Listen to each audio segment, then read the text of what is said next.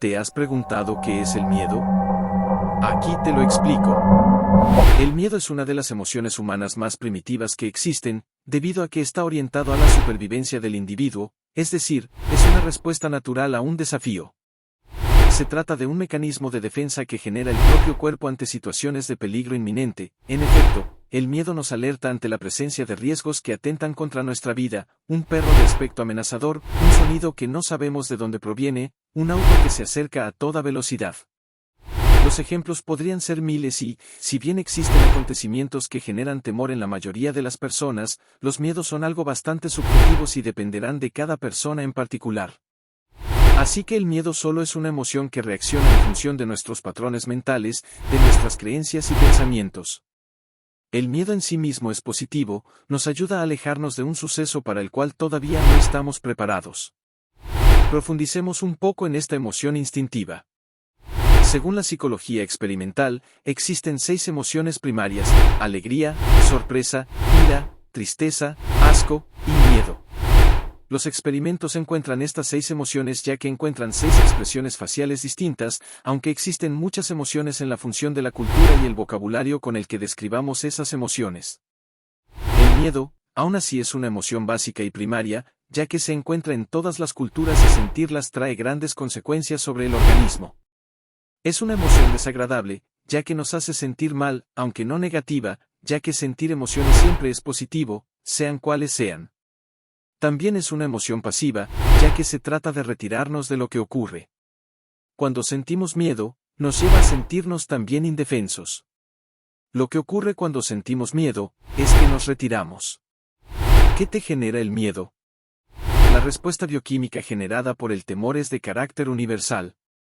Ante la situación de peligro, ciertos signos físicos mesurables prueban que tenemos miedo, aumenta inmediatamente el pulso cardíaco y la sudoración, se dilatan las pupilas, al mismo tiempo que se elevan los niveles de adrenalina en la sangre, una hormona que secreta el organismo para controlar el miedo. En conjunto, este haz de respuestas bioquímicas se conoce como pelea o vuelta, en inglés. Fight or flight, proceso complejo y automático gracias al cual el cuerpo se prepara para pelear o huir rápidamente. ¿Cuándo el miedo es un problema? El miedo es un problema cuando es disfuncional.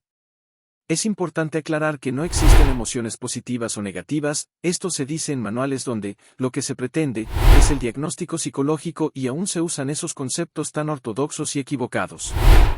El problema, es cuando nuestras creencias e interpretaciones hacen que sintamos miedo de forma disfuncional, es decir, lo que ocurre a consecuencia de sentir ese miedo es aún peor que lo que ocurriría si no lo sintiéramos. Ejemplo, muchas veces no hacemos lo que deseamos y es realmente importante en nuestra vida porque tenemos miedo de lo que puede ocurrir, por ejemplo, viajar, ir a otro país a vivir, iniciar un negocio propio, comenzar una relación sentimental, hacer algo nuevo por nuestros propios medios, hablar en público, bailar frente a otras personas, etc. Si gestionamos de forma disfuncional nuestros miedos, nos frenará demasiado. Recuerda, el miedo no es un problema, solo nos obedece. El problema es lo que hacemos con el miedo. ¿Qué importancia tiene el miedo? El miedo es una emoción tan importante, que no podríamos vivir sin ella. Nuestra felicidad y bienestar depende de las decisiones que tomamos en nuestra vida y de cómo interpretamos lo que ocurre, somos nosotros los responsables de estar bien y hacer de nuestra vida una experiencia fascinante. El miedo nos ayuda a regular cómo de grandes deben ser nuestros pasos en cada momento, como una especie de madre prudente. Nuevamente, esto ocurre cuando gestionamos nuestros miedos de forma funcional, es decir, tenemos algo de miedo hacia lo que realmente puede suponer un problema para nosotros ahora y aún necesitamos un tiempo de entrenamiento o espera para poder afrontarlo. ¿Cómo debemos gestionarlo?